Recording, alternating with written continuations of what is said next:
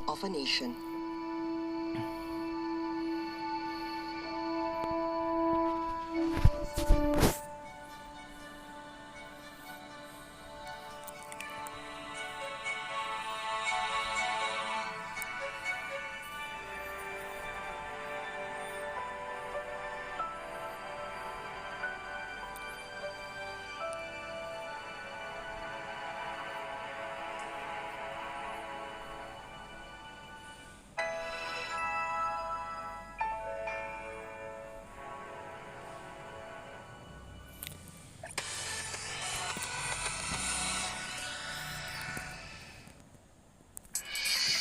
Every day, the financial world goes through dramatic rise and falls.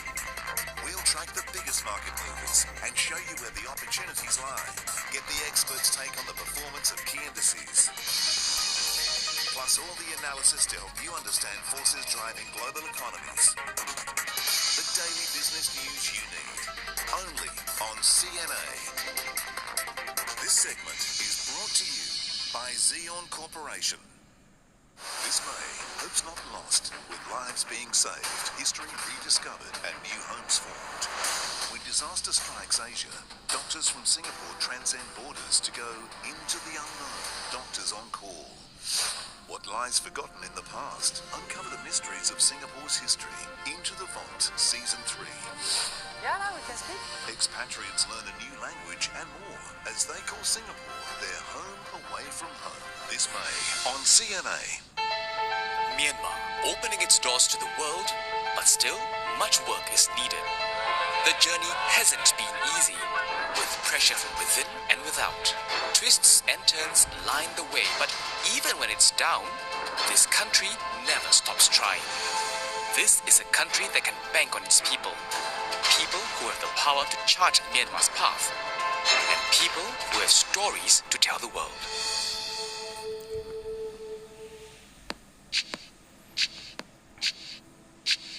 As I live my life, I am increasingly surprised by my strength, my determination, by the power of my beliefs. I find reward in the honesty of my endeavors, proud of what I have achieved, and convinced there is much more I can do.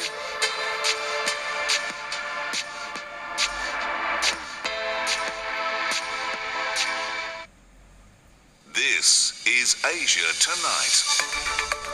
Good evening, I'm Steve Lai. Tonight's top stories. The Singapore-Hong Kong travel bubble to finally take off on May 26, but there will be more stringent conditions.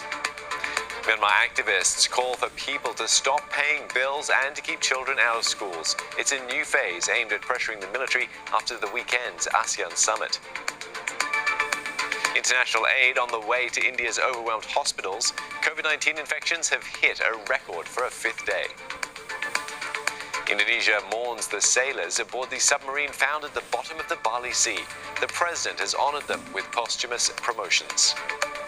And Asians make history at the Oscars, but China isn't pleased with Chloe Zhou's win as Best Director.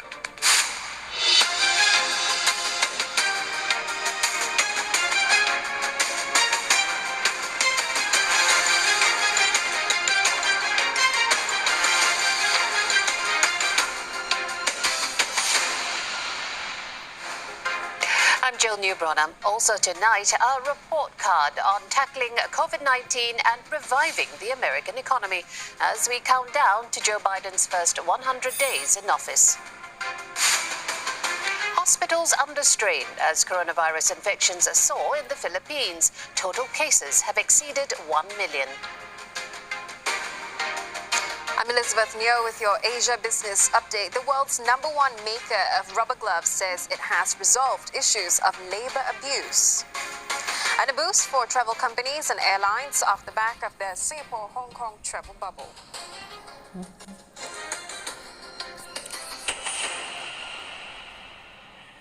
The air travel bubble between Singapore and Hong Kong is finally set to take off on the 26th of May. And that's 6 months later than planned. Quarantine-free travel will be allowed between the two cities, but as Grenadier reports, there will be tighter conditions. A more cautious tone was struck as both cities held media conferences. They set out more stringent arrangements for travellers who mustn't have left Hong Kong or Singapore 14 days before departure, or be serving a quarantine or stay-home notice during this period. Both sides now also require testing before departure and on arrival. Travellers will have to use contact tracing apps in both cities. Hong Kong residents must also be fully vaccinated at least 14 days before departure. To give them time to get jabs, the first flight will be a month from now. Transport Minister Ong Ye Kung says the wait gives travellers and the tourism industry more time to plan. It's also for both sides to verify that they can control the spread of COVID-19. Singapore, for instance, has barred visitors from India, which is seeing a record spike in cases. We know that in the region there are places where pandemic is at a very high level, and our alert level is all very high. Our guards are all up. So we want to take that 1 month to make sure that all the control measures were put in place in both cities will work, and I believe they will. The air travel bubble was supposed to take off in November, but it was grounded after cases went up in Hong Kong. The Transport Ministry said the situation has improved in Hong Kong over the past few months, with very few local unlinked cases reported in the past few weeks. And Singapore has, of course, also maintained a very low count of community cases over the same period of time. And this means that the risk profile or the chance of getting infected in either city is now considered similar. But of course, they're still taking this cautiously, with the air travel bubble only set to take off if both cities are able to maintain these ideal conditions for the next month. You can't say for sure that everything will be smooth sailing. Even New Zealand, Australia, at the point of launching the bubble, I think both governments also told their populations that ups and downs are to be expected. New Zealand has suspended travel from Western Australia, which has gone into a 3-day lockdown. So I think this kind of stop-start situation is the norm. Last week, Singapore reported a new cluster in its port and also identified cases in a migrant worker dormitory. Mr. Ong said that seen in context, these are contained away from the larger community. The air travel bubble will be suspended for at least 2 weeks if the 7-day moving average of unlinked community cases in either city exceeds 5 cases. As Roland Lim reports, not all are keen to get on the first bubble flight. The travel bubble could see two-way traffic of as many as 20,000 passengers in the first month of operation. And it'll be an economic lifeline to both flag carrier Cathay Pacific and Singapore Airlines. Both economies have seen visitor arrivals battered, 94% lower in Hong Kong from a year ago, 86% lower for Singapore. But some locals in Hong Kong, it seems, aren't keen to travel yet. 暫時都冇乜興趣，因為都依家疫情都係好嚴重啦，都驚會自己會受感染，雖然而且都唔係好多人打咗針啦，所以都有少少驚啦。根本打唔打針都係我哋自己揀嘅啫嘛，一係變咗政府係逼我哋要打針先可以去旅行。Hong Kong is insisting that residents get vaccinated first before flying to Singapore.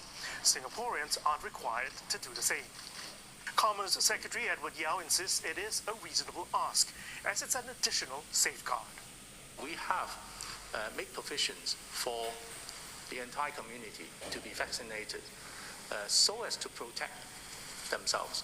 And the purpose of asking Hong Kong residents going out to have vaccination prior to joining the scheme is in fact protecting their own sort of health.